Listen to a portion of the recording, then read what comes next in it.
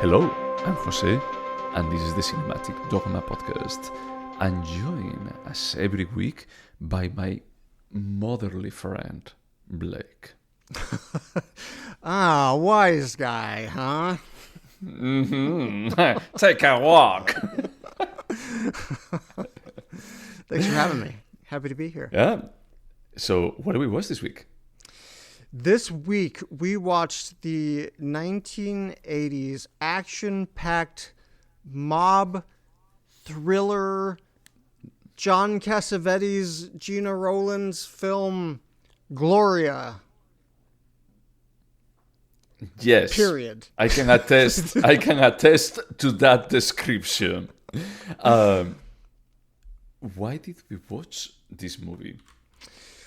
We watched this film because recently they released Kill Bill, The Whole Bloody Affair, which reignited my love affair with Uma Thurman, but not just Uma Thurman as female action hero.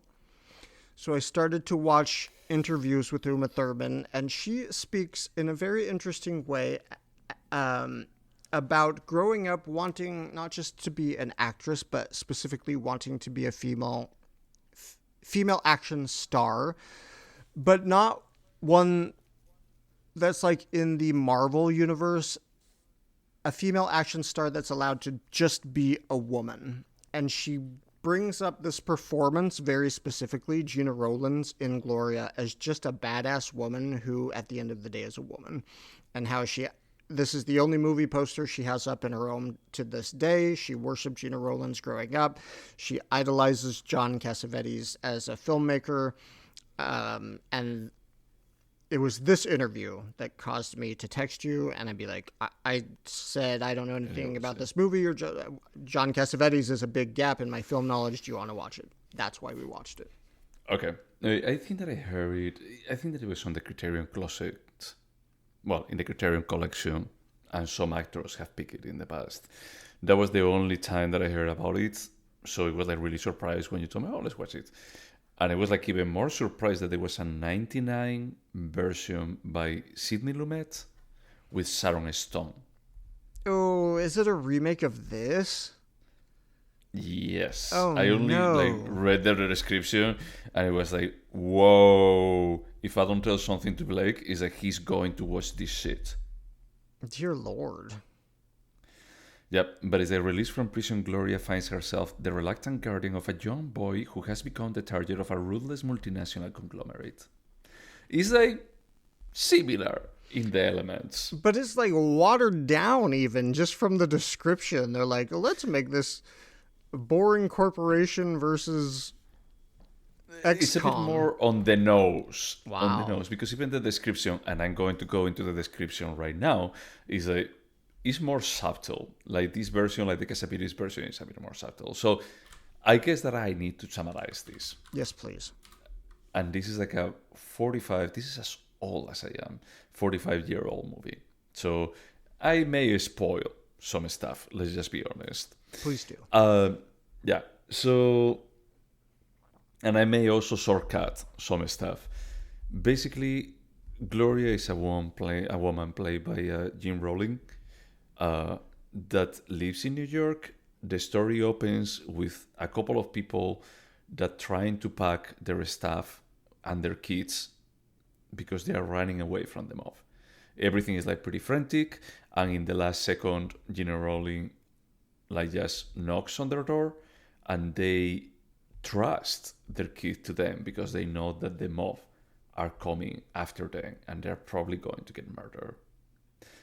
A bit further into the movie, we discover that this family, the husband, he was an accountant for the mob, and he has been registering everything that he did for the mob, and that's the reason why he is a target.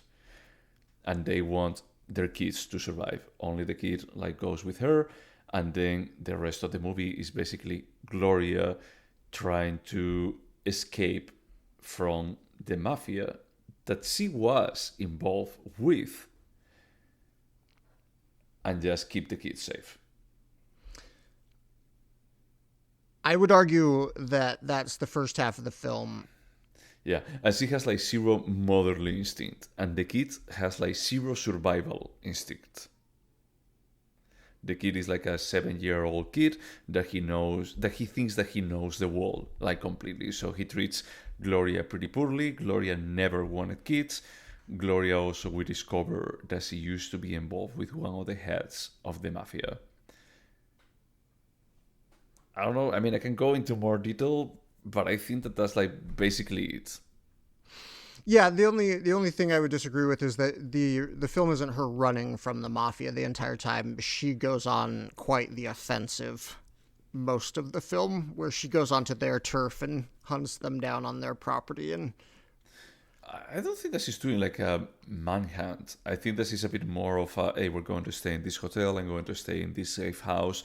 And it's like when they show up there because they know her and they can are trying to hunt her down, it's like she's not coy. It's like she's facing them. And that's like the part that I feel is like, okay, as a woman, that's like an interesting like change of role. She's not in the very defensive, frail state. Is that she has some guns and she's going to be using them against them. which is pretty badass in 1980. And I was trying to think, and again, thinking back to that Uma Thurman interview, can you think of another female character like this that's more or less mainstream that wouldn't be like a Mad Max character? So, well, I think that we're talking already about like the analysis, if we like it or not. I think that I could think more on Nikita and stuff like that, more like murders. Is a or stuff like that that is almost like a machine trained from they were kids. What was the name of that movie? Do you remember the director from Atonement? Joe Wright? I think so. Joe Wright didn't No, he he do like a directed movie it. with Saoirse Ronan? He had a movie with Saoirse Oh, Ronan. Hannah. Hannah, yeah. Is I think that most of the times that is a woman is not a badass woman. It's a woman that was trained since she was really little to just be a murder machine. And Yeah. this is interesting about like just seeing that it's like, oh no, this is a woman. That he behaves. That's the part that I had a bit of a problem is that she behaves as a Dirty Harry. Is that the name of the movie? With Clint Like the Eastwood? Clint Eastwood. Yeah, the Clint Eastwood one. Yeah. Made my J Punk. Is that she basically behaves like a female version of that. And I think that the gist, like the difference of actually like how this is portrayed differently or how it's like, well, it's a woman, is that it's a bit of at the beginning, she hates the kid. And spoiler alert, at the end, she loves the kids to the point of just being willing to sacrifice her whole life for the kid. So it's a bit of a, she developed her motherly instincts across this movie. Well, again, we're getting into nuance here, so we might be saying the same thing. I would argue she never develops motherly instincts. In fact, that's kind of the point. She never becomes the nurturer. She's never going to hug this kid and make him feel like everything's going to be okay. She absolutely becomes a protector, and she will make sure he stays alive. And for that, she gives up everything. But she has to become a protector on her own terms. And there's actually this kind of hinge scene where she's turned away from a hotel, not because she's not dressed well or not because the kid is dressed well, but because they can tell she's not a mother. Um, and I think that was Cassavetes' point, is that she didn't fit the narrative of what a woman should be. So yeah, she does learn to love the kid, but she's never going to be a mother, even though she will protect him. So the final scene is basically she hugging the kid.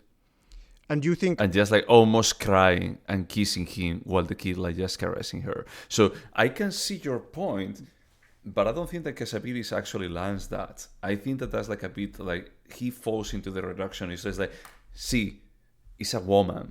She's going to be like developing that instinct. It's going to be like protecting the kid initially because it's like, well, I was friends with that woman, so I guess that I owe her, you know. But at the end, it's like when she's actually breaking down, talking with her ex, in her house, it's like he's so smart, you wouldn't believe it. He talks like a mother.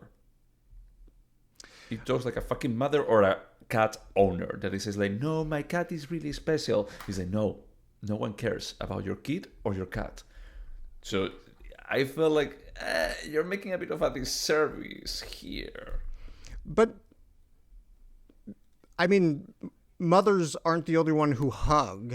And if you look even 10 minutes before she abandons the kid to go have a drink at a bar, she behaves more not like a mother than, yeah, she's happy to see him, but more Oh, than, that's 30 minutes earlier or more, dude. Is that it is still like we have the scene where he's actually like in the house of the other of the mob, and she goes like in the taxi looking for him, like across all of the city. She cannot give up on him sure, but like a mother. there's no behavior like a mother in this scene. And yeah, she does hug him, but that's maybe the extent. But you and I hug, and I'm not your mother, Look, so no, even to the point of actually she feels as saying she feels like a bit of a hey, I'm not supposed to be this person. I'm not supposed to have like any motherly instinct. And she made a point at the beginning of the movie about saying like, I don't have kids. I don't want kids in any way. But it's like when she's at the bar, instead of looking if the kid is out there, she asked the bartender about like, can you check if the kid is there, because she cares. Is that even at that scene when she actually like gave up on him supposedly, is that she's already showing the motherly instinct. For me, this feels like a bit of a not fail, but it felt like super like traditional on the idea. It's like, oh yeah, it's a woman, she's going to be developing motherly instincts across like the whole movie. That is like, yes, I like it more when she was like just a badass hard boil of a take a walk. yeah, I don't know. I think the whole point of the film is that there is a place for women who do not have maternal instincts and don't want to be mothers, even if they don't fit into that pigeonhole of motherhood that society wants them to be. There's still a place for them. Oh, there is a place for them, but they still have like that genetic need of being a mother. So when presented with that opportunity, they are going to be like rising to that. That's like the part that I feel is like, okay, cool. I don't think, even if he failed, I don't think Cassavetes was that boring. For He me, it feels like pretty boring and simple. Honestly, and this is a movie. Sorry, I maybe haven't like having emphasized this. This is a movie I didn't like. Not only because of this kind of evolution of the character, you know, but also because the kid is the most despicable kid in any movie ever. I just wanted to punch him in the throat for the whole movie. yeah, it's weird how bad he is. Like, It's why didn't somebody incredible. stop that from happening? Is that the casting? I have no idea. But I was talking with a friend about it, and I was saying that it's like right now is like we don't realize about like how lucky we are with more of the child actors, that they are like pretty decent. It's not a guarantee that they're going to be like growing into being good actors. I mean, just look at Stranger Things. Is like the kids that they have on the first season is like, oh yeah, they're good, and then they grew and it's like, oh yeah, no, they suck. But if you actually look at this, is that in the 80s is like, or I thought about The Fall.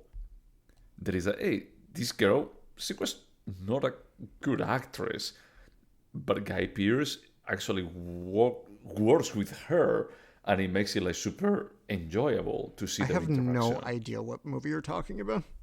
The Fall, Tarzan Singh, Guy Pearce is not in a Tarsem Singh film. There is you're, no movie. What are you talking about? The Fall 2006. Sorry, Lee Pace. I always confirm the name. You don't think that little girl is a good actress? No, I think that is completely natural. No, what I'm saying is that hey, she's okay, but she's not really making too much of an effort for acting. Is that she's just rolling with it. I mean, that's the reason why Lee Pace is that just improvising sometimes, and it's like pretty clear that it's like, okay, I will try to get the most out of this situation. And sometimes like Jim Rowling is trying to do the same with this kid, but it's so awkward, Oh, God, so that kid pissed me off. fucking painful that it just like kills the whole movie. I'm desperate to see the Sidney Lumet version because the kid's name is Ricky and I hate him already. I want to hate Ricky. I want to see Ricky and I want to hate him as much as what is this kid's name? Phil. Phil. Oh, I hate Phil. Dude, is that this kid is supposed to be like what, like Hispanic, white kid, like mixed race, you know? And it's like, who the fuck is going to be like calling their kid Phil if they're Hispanic? Phil It's such a weird Dawn. thing. Phil Dawn. What the fuck? Very Look, weird. for me, this is a super weird movie. Is that I love A Woman Under the Influence. I love it. I think that the best part of this movie is Gena Rowlands by far. Is that she's amazing. She's like, the script is what it is, but it's like she actually like plays along pretty well. Yeah, she's But dude, frankly incredible. But I have to say, every time we watch a Cassavetes film, I'm reminded why there's a gap in my Cassavetes knowledge. no, but we only watched A Woman Under the Influence and this. I think that those were the only two. That we've watched for the podcast, but I've seen other Cassavetes films. Okay, so I think, or at least like as I only have like two movies as a reference, is like when I think about A Woman Under the Influence, I think that it succeeds because it's a super minimal movie. It's like a theater play turned into a movie, and I love that. Is like I think that this is like the scope is beyond you. Is that this is not the movie that you should have chose to shoot. Do you know which one he did first? Sorry, A Woman Under the Influence. He did. Yeah, it's like 74, I think, and this is 80. So it just feels like, okay, Gena Rowlands is like, she's great. Did you know that they were married for 30 years? I did not know that.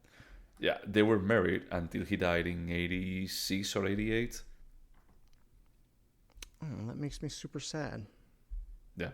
So, but the thing is that I think that he works better when things are more self-contained and they're more human and direct.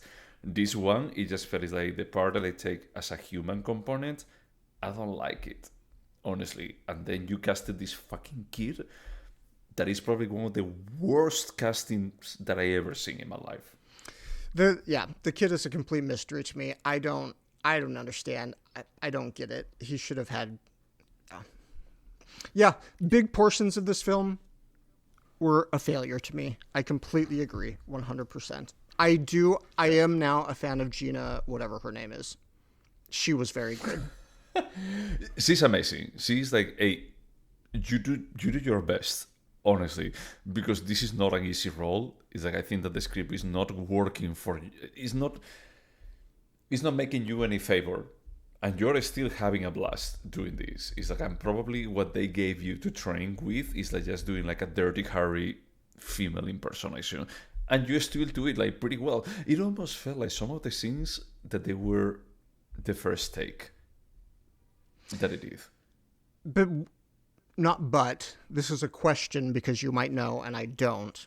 Wasn't his style of filming kind of cinema verite? Like it was kind of first shot? Yeah, it was. But it's that the thing is that for a noir or a thriller as this is that doesn't really work. Yeah. So there are like many scenes that it feels like she's like walking away after she's like, okay, this didn't work. And it's like, no, it's the first take. So you take another take and you have to reshoot the set.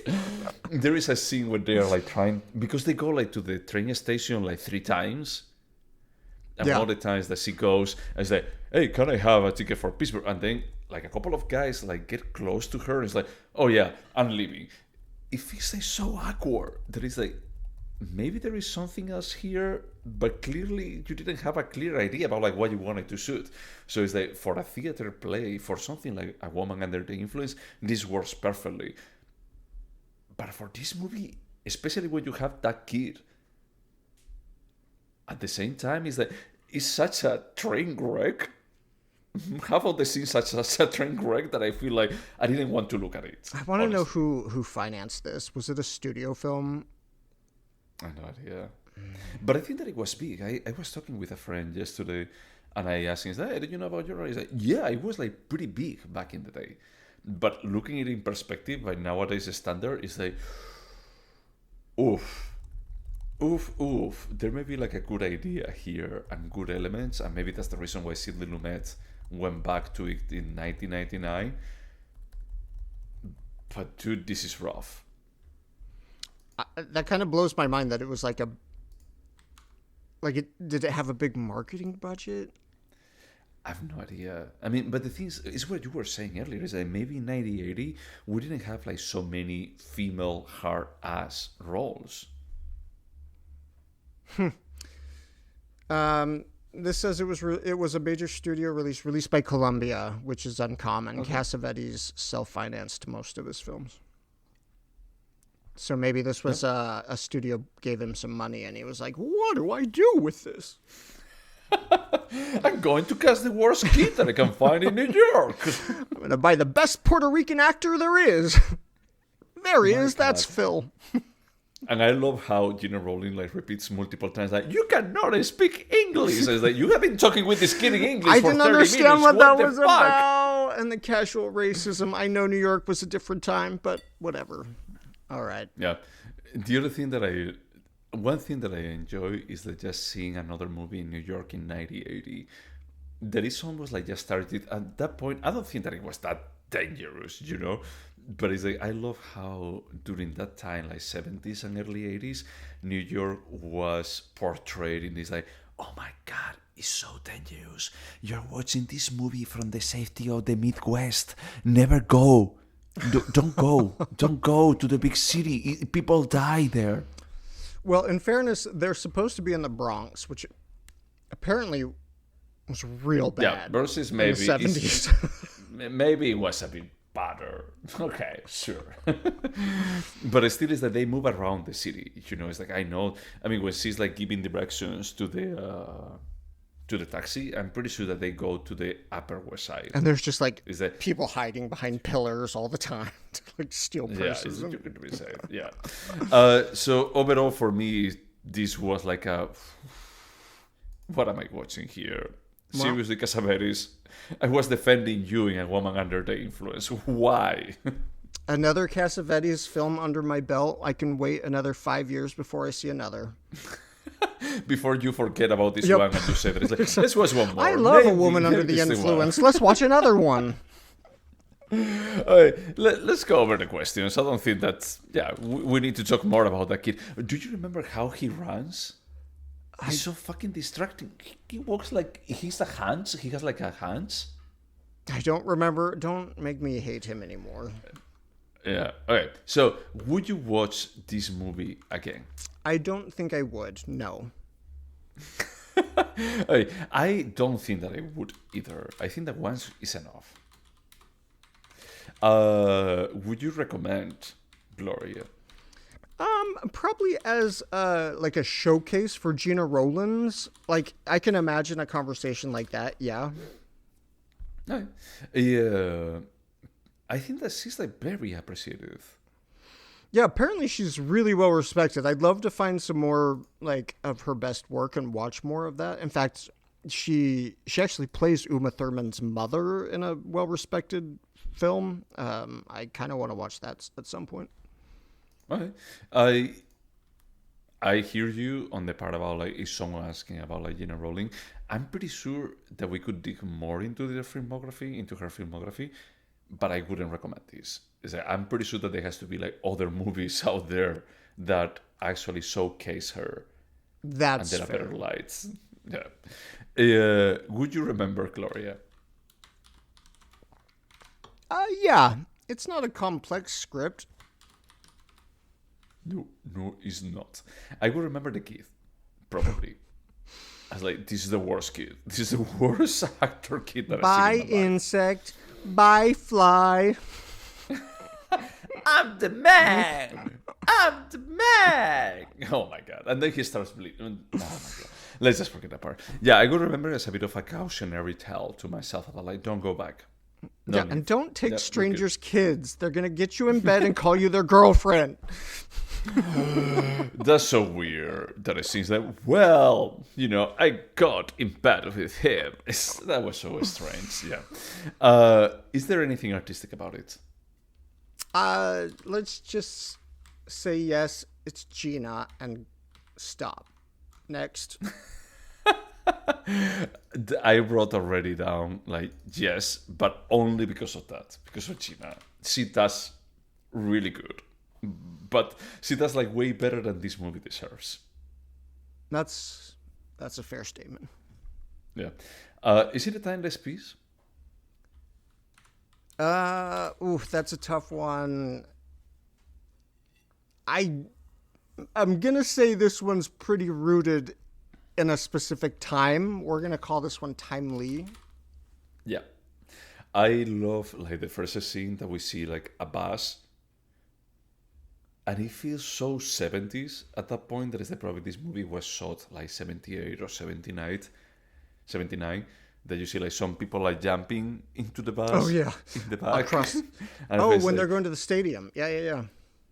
yeah, and I feel like, oh yeah, back then they make an effort for us. So it's like, yeah, this is rooted in right now, you know. So yeah, fully agree. Timely. Would you turn this into a TV show? No, nope. I've had enough of this world. The problem that I see here is that I have a really hard time like separating the elements and just thinking what you could do with it as a movie, and the idea of having to watch a single more minute of that kid screaming at the camera. Oh, God. Yeah, so for me it's at 100% now. Could this have been a short? Yes. I mean, yeah. Yes, it could have been better as a short. Was that the question? you already answered two questions in one. I love it. Yeah, but yeah, let's just go. Is like, do you think that this movie could have been better? Yes, as a short. Correct, and I fully agree. I think that is like, if you're going to be doing this, just do it as a 30-minute cinema verite experiment. Yeah, A failed experiment, but at least an experiment that is not 2 hours. this could have been a short. I really do think that, and it should have been considerably shorter. I mean, at max, this should have been 90 minutes, and it could have been less than 60 minutes. Yeah, I would swear. I mean, they go like twice to the safe house. They go twice at least to hotels. It's like the kind of thing is that I don't know what you're adding at this point. It's like, it just feel like you're stretching the story more and more. When this could have been like 1 hour and 20 minutes, or even 30. But it's like, what you have given me is that I would have taken the same in 30 minutes. Do I hate this kid? Yes, I only need 3 minutes for hating this kid. Does this actually like the script doesn't match what is happening on the script? Yes, you need 20 minutes for that. That's fine. 30 minutes, here we go. The whole movie. I wonder if that kid went on to have a career. No, he didn't. I went to check it out. No. Yeah, he did a voiceover job like 7 years later, but it's like he's just check his IMDb, but his IMDb is him running, that he runs like an old person, you know, like a bit hunched and moving his arm like that. It's just pretty bad. Okay, let's score this. Let's just stop the suffering. This was your pick, so I guess that I will have to score first. Thank God. And I'm going to go with a 4. Oh, wow. Yeah. Okay. I hadn't thought about this at all.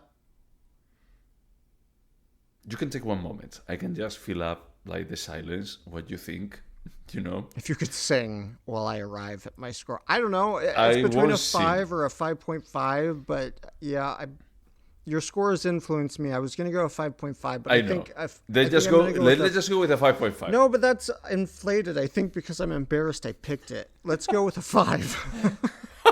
Dude, what are you embarrassed about? Is that you? I didn't know, It's but a 5.5. it's not a great film. It's true, but I didn't know. So I mean, that's the purpose of watching films, right? To find out. Sure. So one thing that I had to say is like I fell asleep watching it the first time, and I actually rewinded the second time, and I watched even more of what I watched in the previous time. I was like, oh no, this is even worse than I remembered yesterday. Ooh. Yeah. I I left the room and forgot to pause it, so I rewound and rewatched about 4 minutes. And I was like, oh, it's okay, I'll rewatch it. And I was like, nope, I am finding exactly where I left off. I'm not watching any of this over. So we're talking about like Kill Bill, like recently.